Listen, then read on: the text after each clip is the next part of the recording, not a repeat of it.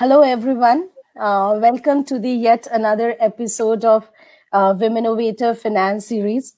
Womenovator is a virtual incubator we were established in 2013 for supporting women across the globe and to celebrate the triumph stories and records of passionate women who have dared to innovate the world and honor them with awards and recognition.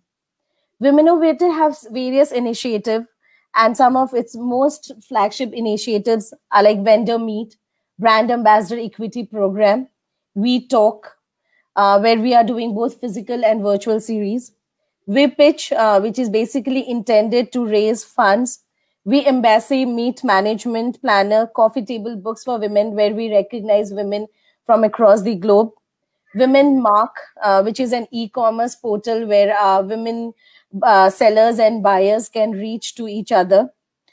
We are also helping women in raising funds, and it's a matter of pride for me to announce to our viewers today that Womenovator has been recognized as one of the top women incubator accelerator by Hindu Business Line.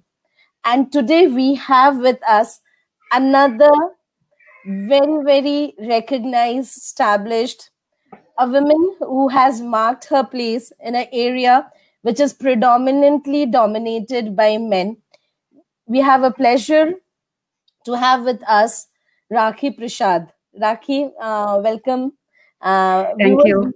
Rakhi has been in the area of finance industry for almost 2 decades. Rakhi, you yourself don't look like 20 years, and to have an experience of 2 decades is, I'm sure you must be having lay your hands on some very nice cosmetic products, and you must be really successful, which is gleaming on your face. So Rakhi has a very deep experience across the asset class, from structured product to private and public equities, functional roles from technology, operations to research to multi-sector understanding. Rakhi, we would certainly ahead in the session would like to understand on your journey. Rakhi is currently an investment manager in Elder Capital, a long-only equity fund, which focuses on portfolio management and research covering financials, healthcare, and technology. Rakhi holds a master's degree in financial engineering from Columbia University and bachelor degree in computer science from University of Michigan Economics. I'm kind of little surprised, Rakhi. How did you really manage to have so many degrees? And then you have done your graduation from Lady Shri Ram College. She is a founding member of Women Investment Network. Rakhi, I would also like you to throw some light on when we talk about Women's Investment Network. It sounds very interesting. In fact, I was very excited when I read about this thing. And is also a member of Bloomberg's Women Buy-Side Network. But if you thought Rakhi is all about finance and so many degrees, there's another fun fact about Rakhi. She is a theater artist. So I'm sure when not juggling with numbers, she must be looking for her passion in theater. When we talk, Rakhi also throw some light on how do you manage to handle your passion and your hobby along with your profession. So Rakhi, once again, welcome to Womenovator. Rakhi, may I actually start straight away with one very one question which we all, I'm sure, would be excited to know when I read your profile is how have been your journey so far, and what do you think has been your major takeaways from all this experience in 2 decades, which is a very long period, Rakhi? Thank you, Kavita, for the kind introduction, and thank you to Womenovator for inviting me to this program. It's my pleasure and honor to be here amongst everyone. To talk about my journey, I know you read a lot of degrees that I have accumulated during my academic and career. It is largely because I had interests in various facets. And that is one thing about my journey that I would like to highlight, is that I love to learn. So while I was doing economics honors, I also loved the field of technology and pursued another degree in computer science. And that both my... that's quite a diverse fields, basically. Yeah, so 20 years ago, people would not think, tech and finance are buzzwords, but nowadays fintech is all about buzzwords. These are things that I had, amalgamated beautifully. yeah, explored 20 years ago when I started off my education, higher education. Um, so that led me to a role at Goldman Sachs in New York, where I started my journey. I was with them for 6.5 years, and I was able to.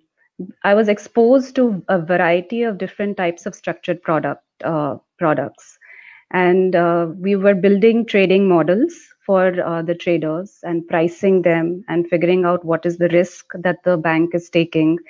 And the background that I had with economics and computer science gave me that ability to um, uh, work on in this opportunity. And while I was at Goldman, I was wanted to go a little bit deeper into my learning, and I did my master's in financial engineering from Columbia University. At that point in time, financial engineering as a degree, I mean, everyone thinks of engineers as mechanical engineers or, electrical Exactly. engineers. What is financial engineering? I mean, a lot of people wonder what I'm that sure. means. Yeah, people would like to know. So, as in every type of engineering field, you're learning how to build something. In financial engineering, we're learning how to build financial products. Okay. And the building of financial products is essentially learning how to price and the product, whether it's an interest rate swap, it's a credit derivative, it's a futures or an options. The field is a young nascent engineering field.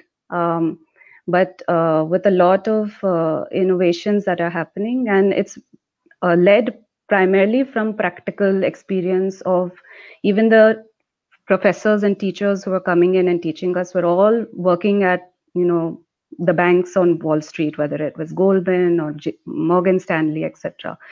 So it was a very good degree to take to go deep, and that is one aspect which I wanted to highlight in terms of being open to learning, which has really kept me going over these almost these 20 years that I've been in the finance field.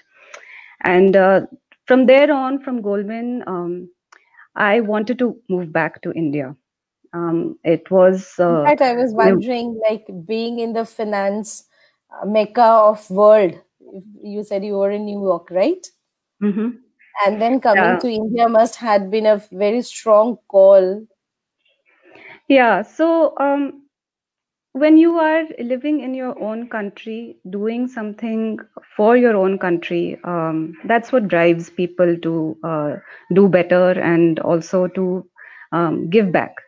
So though learning is something very personal and it's for your own self enrichment, at the end of the day you still want to be in an environment where you feel at home. So I never felt at home in the US. I felt that's why I wanted to come back. A very personal decision, nothing to do with my career as such.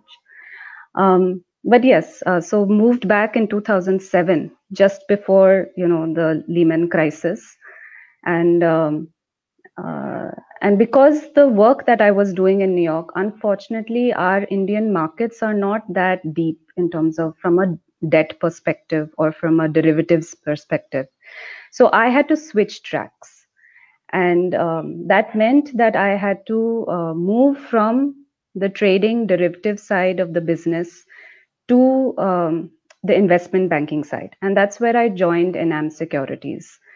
Okay. Now, I was with them for about 4.5 years. Then I took a break, a 2-year break. When I moved back, I had two small babies with me. So I took a career break after I had worked for almost 10, 11 years. And I had worked through my pregnancies and when the babies were small. But I wanted to spend some time with them. So I took that 2-year break. Now, this is something typical that all career women, most career women actually face Yeah. when they're at their middle level Invariably. mid-level management positions. They're always conflicted with choice about family and work. So my decision was taken at that point in time. I think by then we had comfortably settled back in India. And fortunately, my husband also supported. So I was able to take that break.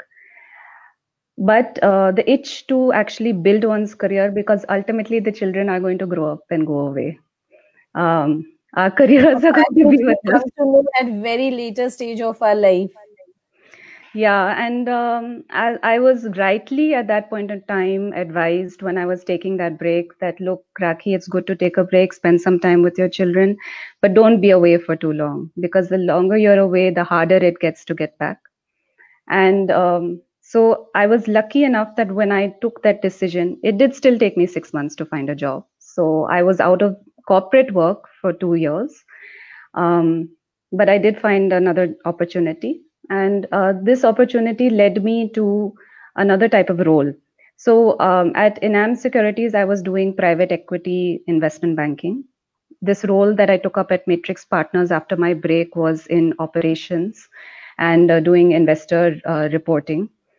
So as you can see my journey, I've gone through various types of roles in the finance field and been exposed to various types of products as well. So Matrix Partners is a VC firm. They invest in consumer and technology businesses in India, and that nascent and early stage. Now the one thing that I wanted to highlight to people, though, the second part, I mean, besides the learning, is that this journey gave me the opportunity to understand my strengths and weaknesses from a professional point of view and from a personal point of view. It because of the different types of roles I played, I was exposed to, and the different types of products. I got a very good understanding of what is a product that I would like to work in for the next 10, 20 years of my life. And mind you, I had already spent 15 years working across 3 firms, doing various types of roles. And that is the point when I started deep diving and doing deep introspection about what do I like to do and what I don't like to do. And this was a very critical moment in my career. Some people are fabulous. They know what they like to do from day one. So they build out their career from day one, and 20 years into it, they're top at the top of the food chain. I took my time, and I think that's fine. I went at my own pace. I didn't try to achieve everything at the same time. And because I believe that eventually you should do something that you enjoy doing, because if you do that, then you can run the marathon rather than do a sprint. So that was the second learning of my journey that I wanted to highlight, is understand your strengths and weaknesses, understand what you like to do. Whether you figure that out on day one or you figure it after 15 years, it doesn't matter. You will, ultimately, you should do what you like to do and you enjoy doing. And that was when I figured out my true passion. Yes, I know you highlighted my fun fact, but that's more of an hobby. And I will actually explain to you how that helps in my day-to-day job as well. I'm sure, especially considering financial sector can be so nerve-wracking. Right. So, when I did that deep introspection and figured out that, look, Rakhi loves to be analytical. She loves looking at data sets. She loves understanding patterns. She loves connecting the dots. She loves looking at things from various aspects. What is that kind of role that will give her that opportunity to deep dive, read more, understand people's behaviors? Why are they doing what they're doing? What is motivating them to build a business, and a business that is incredible? So my passion, I figured, was lied in research when I asked myself those various questions. And research in India, in the investment world, research is the main passion. Investment is a byproduct of that. And to do research as a full-time job in the investment world works in the public equity space. I can't do this as a full-time job in the VC investment space, because VC investments, you're sourcing more than doing research. Exactly. I can't do it in the private equity space because you are deal making more than you doing research. So these were things that because of my experience in these different investment asset classes, I was able to understand then what is the best asset class in India that I could spend 70% of my time doing research and the rest of the time doing portfolio management or other aspects of the business of building a long only equity fund. So that is where it was important to me. And for the last 4.5 years, I've been with Alder Capital. And this is what my primary role is, doing research and in investments and portfolio management. And the third aspect, actually throughout this journey, if you've noticed, because I've done disparate roles and worked in different organizations, what has helped me is that I've networked deeply. Now, networking as a woman has always, one notices women shy from. But when I say network deeply, what I mean is actually building relationships with your network. Going and understanding what you need from the network and what the network you can also give to the network. So it's always a two-way relationship when you're building a deep network.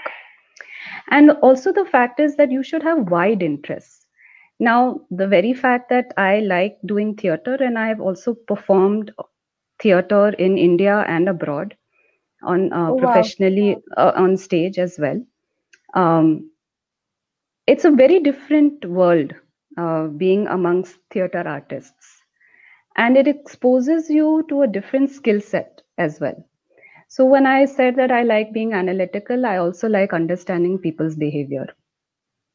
And as a theater artist, you are very nuanced in understanding people's behavior. You can judge by how that person is sitting. You can judge by how the person is talking to you, whether they're, and this is a very, very critical insight, especially in today's world where technology is taking over even the investment management world. That can you understand why people do what they do and why businesses are floundering or not, or flourishing. And this understanding of behavior becomes very important. So which is why this understanding of behavior is all why all companies like Twitter and Facebook and all these social networking companies are doing great is because they are trying to understand human behavior and then replicating in their business models. Correct. So absolutely. I mean, that is what social media is all about, getting into everyone's psyche and monetizing it. But yeah, so in that aspect, reading about behavior patterns and so it all, I mean, this is my circle of competency, and this is how I play my strengths to the most optimum level. I hope I answered that long journey question. Yes, you did. In fact, personally, myself, I do not believe in stereotypes, and I completely believe that the word stereotype in itself is a stereotype. So, but having said that, when I just heard your journey, I think you have been one who have defied stereotypes completely. So, from the choice of profession, that is financial world, as I mentioned in the very beginning, is like male dominated, to the fact that you changed your jobs, 3 jobs in 15 years. Again, women are basically very risk averse when they change their business. If we have mostly seen them as the teachers or taking up PSU jobs only because of the fact that they would like to retire from that job after giving 30 years, 40 years of their profession. So that was another stereotype which you had actually defied. And the third one was the networking, which you mentioned is very, very important, because women, again, are not treated to be a very good networking people, because they generally assume it that it's done after job hours. You need to have a glass of drink in your hand. It may go beyond your social comforts. But then, as you just mentioned, yes, but defying all the stereotype is what made you what you are today. But Rakhi, I would like to understand, now that I'm trying to stereotype my question, but we cannot deny the fact that India is not yet very sophisticated as far as the kind of products you've just mentioned.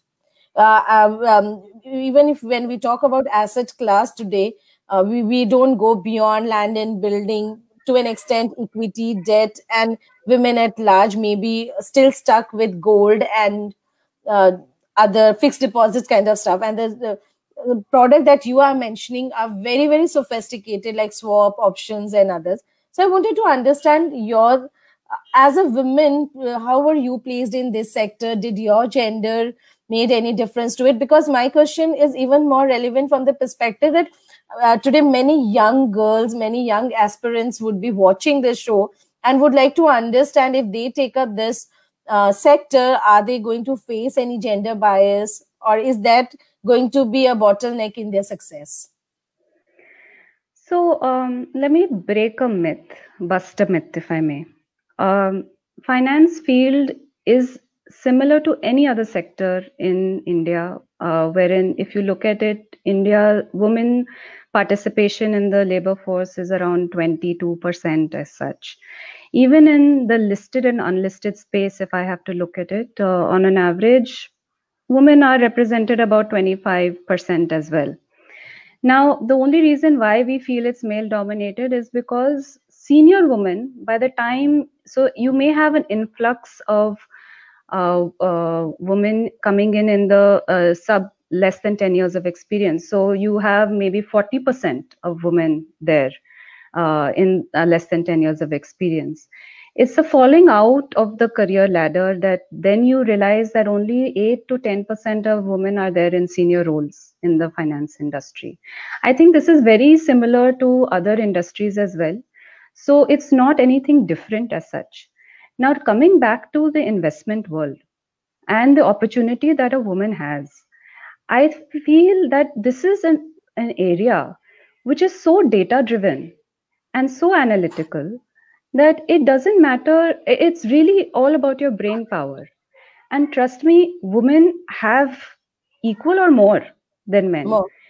I don't want to be exclusive to any gender, but I'm saying that it doesn't matter.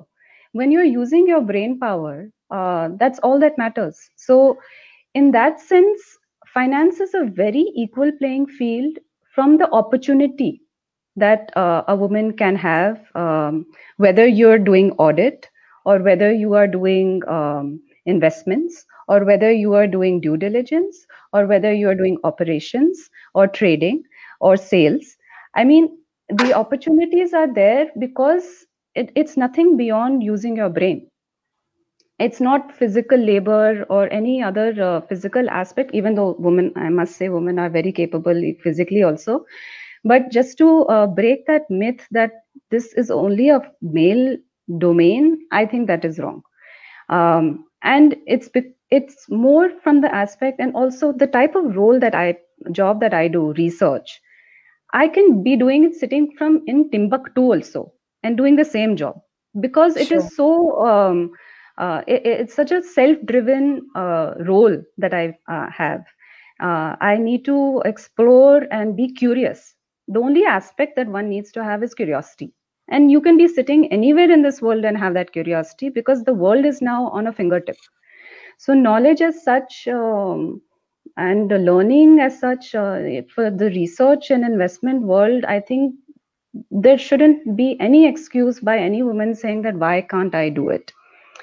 Now, obviously, there are a lot of social norms, and that is not just because of investments or the investment field, but society as at large requires a huge push to enable and all women to progress in their careers.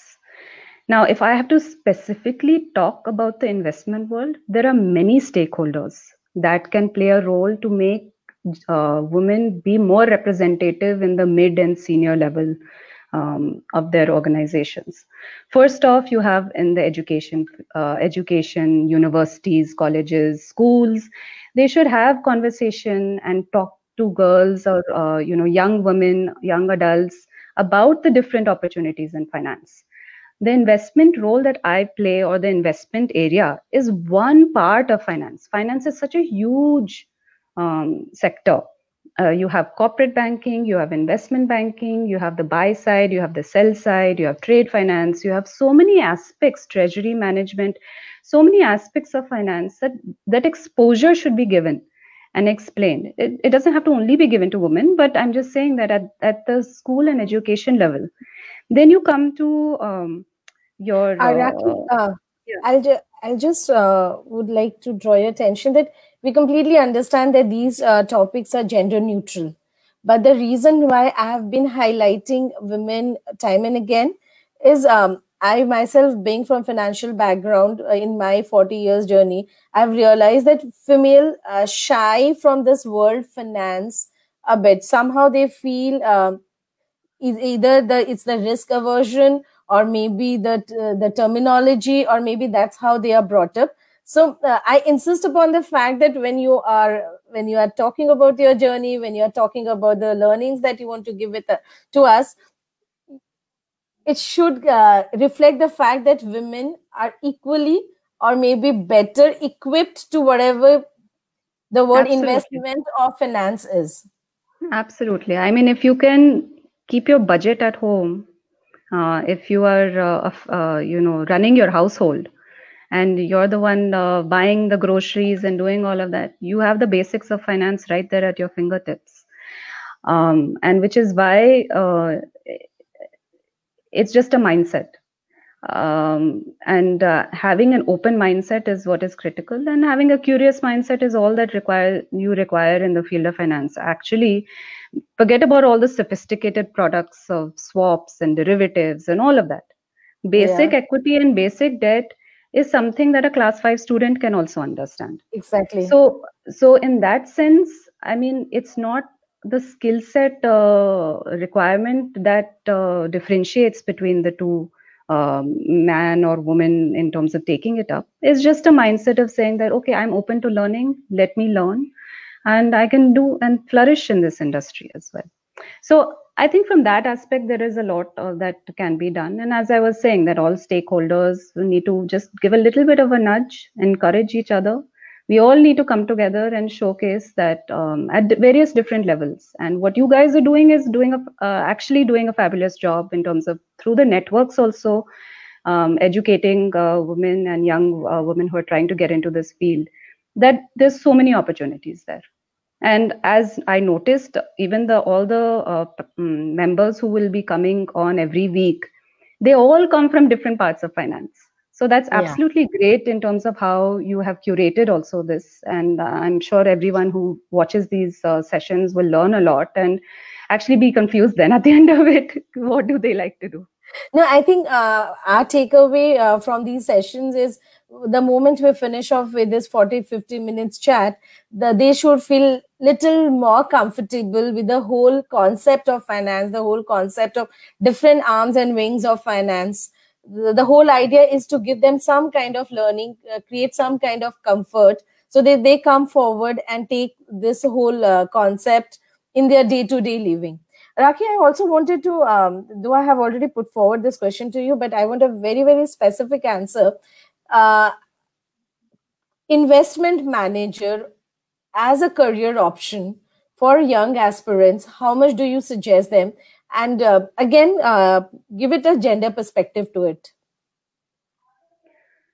So for investment management, critical skill sets that you require are curiosity. So I'll break it up into two types. One is your personality traits, and one is hard skills, hard technical skills. So from personality traits, you should be a curious person. You should have the ability to want to always question yourself and question why things are working the way they are working. Secondly, you have to enjoy reading and learning, and be continuously learning and understanding what's going around in the world from a macro perspective, as well as from a micro perspective, understanding businesses. And from a technical aspect, obviously, you should do some kind of finance degree, whether it is have do economics or commerce or even maths, statistics. That also gives you some foundation to move into this field. Other technical degrees like doing a CFA, doing CA, that also helps. I opted to do a financial engineering degree because I was more a maths person and I liked the maths aspect of it. So financial engineering is very hardcore, understanding probability and maths as your basic foundation for that. CFA as such gives you a broad understanding of all the types of asset classes. Though I haven't done the CFA, so I'm not very sure. And I think someone's asking that question, what's the difference, or one should do one or the other. If you have a maths inclination, I would always suggest doing financial engineering, considering the fact that you want to do something in quantitative finance. Now, the options in India are still very limited doing quantitative finance, but it is a field that will only grow and become bigger, especially with the way how tech is entering into the investment management field. Rakhi, can you throw some more light on this whole amalgamation of finance and technology, and how do you think this have made investment, the invent of technology to the finance, how has it made the product more available to the public at large?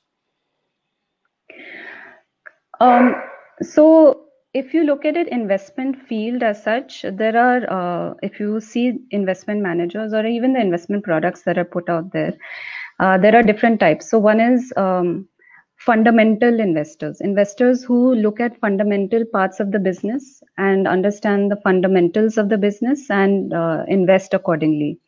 Then there are technical investors who understand momentum trading, who understand factor-based trading, and apply those methods to choose which stocks or companies to invest in.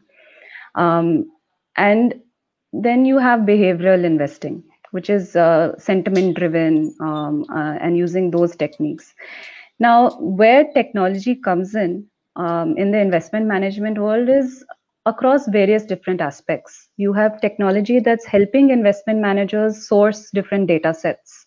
So you have data set aggregation that is happening, which helps the investment manager pass through the data and see trends that are happening. You have data technology that is used in reporting. So all platforms like trading platforms that are using technology to enable even retail investors to trade. You're having technology in creating different types of easy portfolio construction. So you may be a great stock picker, but how to build your portfolio, like what is the weightage to be put on each stock. So you use technology to construct your portfolio. Even in factor-based, quant-based investing, I mean, machines are used to crunch through a lot of data to figure out how to build out the portfolio and when to trade in and out of stocks. So this is various different ways that technology is slowly getting into, the investing world. So you have to stay abreast with these and be aware of these factors when you are looking at your career and seeing the longevity of your career. So yeah, I think because when I was working at Goldman, I was purely working as a technologist in the derivative space, and this was 2001 to 2007, and we are in 2020. So things would have obviously evolved from there. So there's a lot of technology that is using. Data scientists have become a big thing in various investment management firms because they are looking at various different data sets to make. So for example, I will give a simple example to explain this concept. When I am trying to understand what is the sales of a business, so are consumers buying a certain product? So interesting example, as a data scientist once was trying to measure how many Walmart sales, for instance. He took uh, um, uh, satellite imagery of Walmart's parking lot and saw how many cars are coming into Walmart and parking in front of the store. And he was tracking that to see, imagine the kind of data across different parking lots of Walmart stores to get a sense of whether there was more people coming in or not. Now, you wouldn't think from a normal accountant point of view whether I should look at the number of cars standing outside Walmart store or not, and corroborate that with the credit card transactions that are happening. So gathering information from credit card bureaus in terms of how many transactions are happening in grocery sales or apparel sales and all of that. Now, these are all different types of data sets, but they are telling a trend. So in that sense, the company is not telling you information. This is not inside information. This is data sources that you're gathering from outside, which are giving you a sense of how is business in general. And so you assess and make a trend based on that.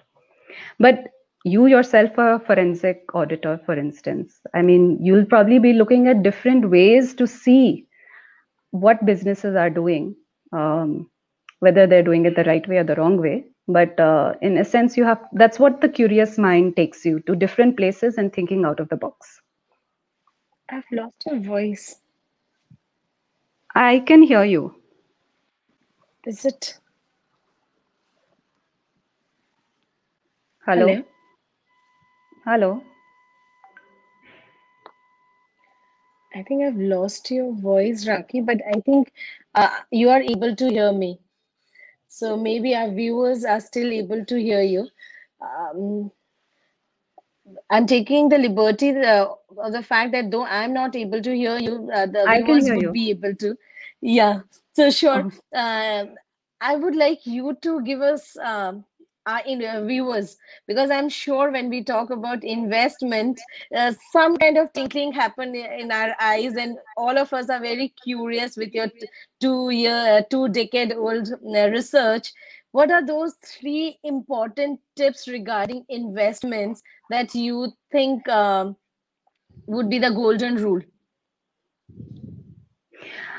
So I've kind of highlighted a couple of them. Where I lost your thing.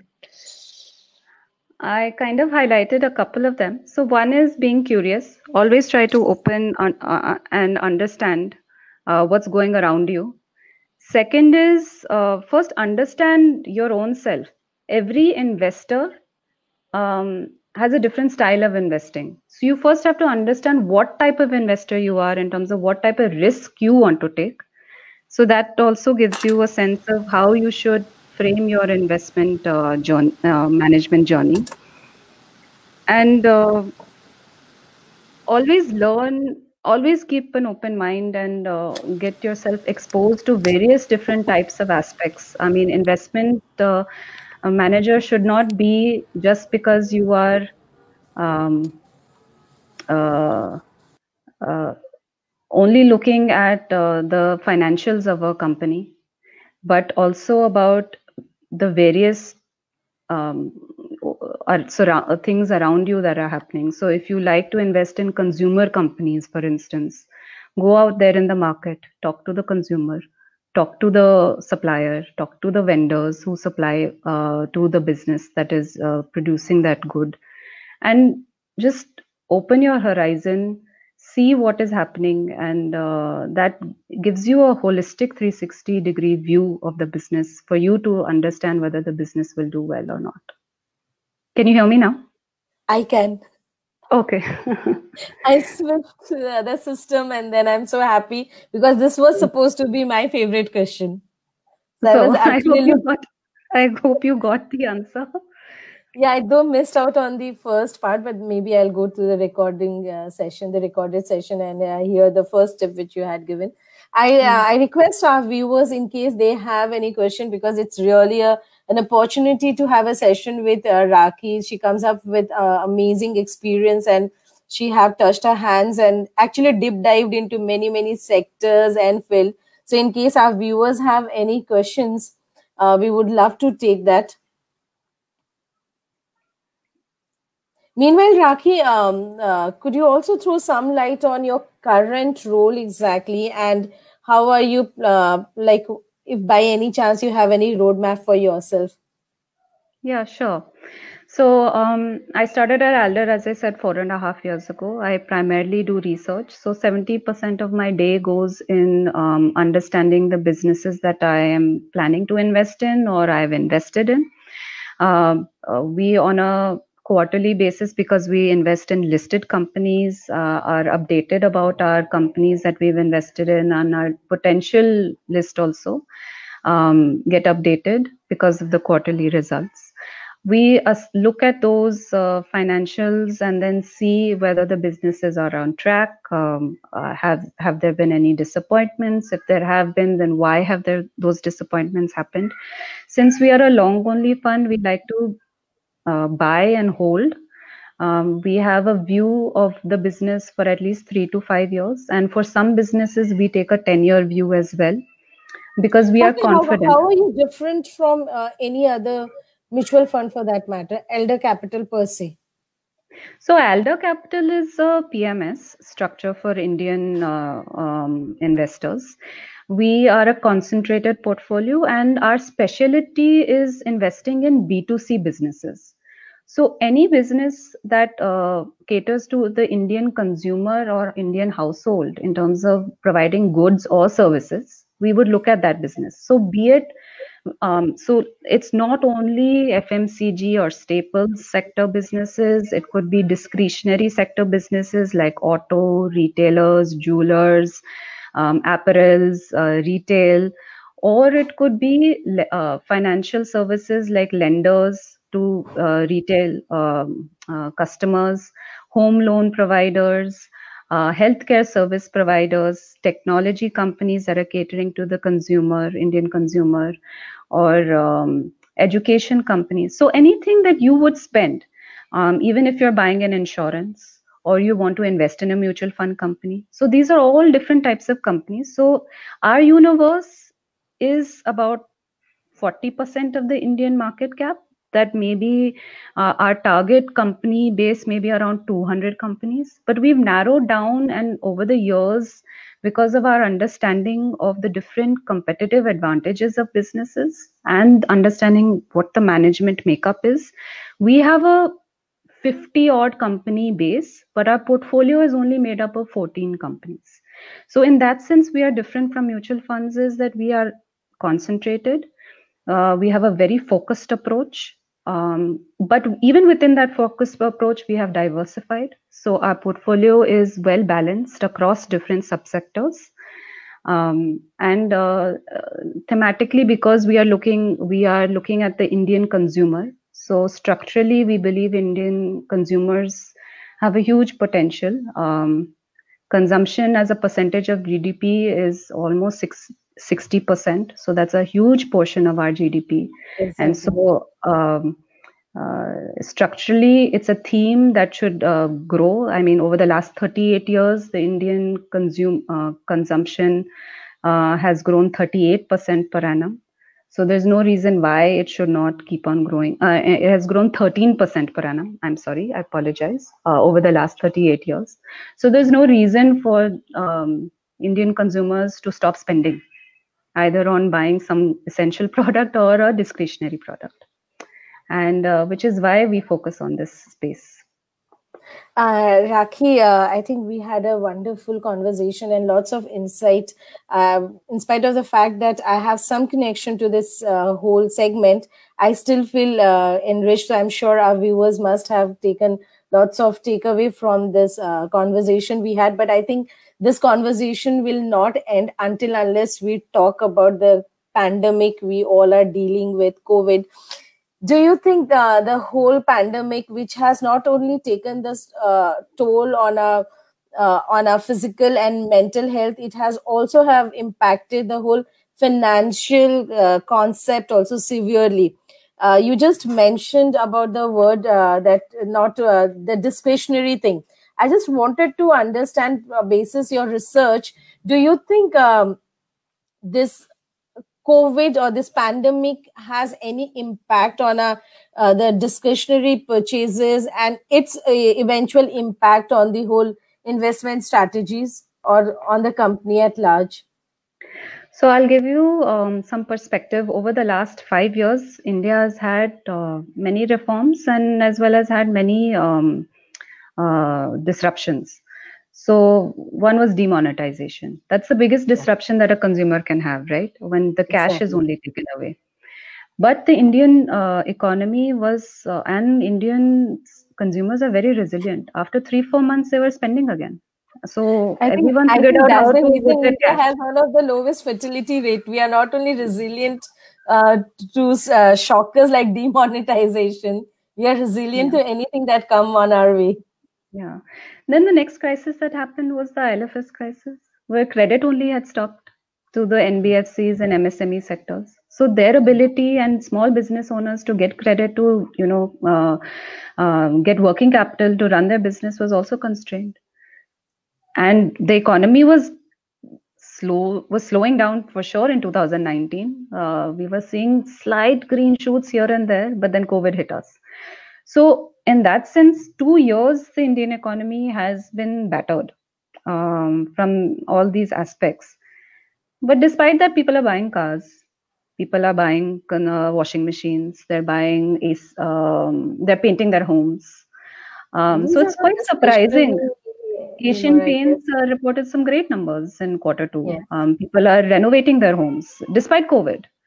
So yes, discretionary, it's a mixed bag in terms of what people are spending on discretionary. Yes, travel and hospitality and eating out has come down, but ordering in has replaced to some extent. People are fed up cooking their own food. I mean, how long can you cook from home? You would still want some break for someone. Yeah. So you order in. So at least some restaurant business is coming back in that sense. But we're not meeting our friends, so we're not spending on clothes. We're not going to weddings, so we're not spending on wedding gifts. So a lot of those, businesses are still suffering. And frankly speaking, until COVID, which is not something that the financial industry created, but because it's a healthcare issue, until the healthcare system is able to figure out a solution for it, Indians, though, are very resilient and will figure out ways to slowly come back. We will not be fully back until we have either the virus goes away or a vaccine comes in and saves us, or, we attain, a lot of people get COVID and we are able to attain some kind of herd immunity, something which will take time.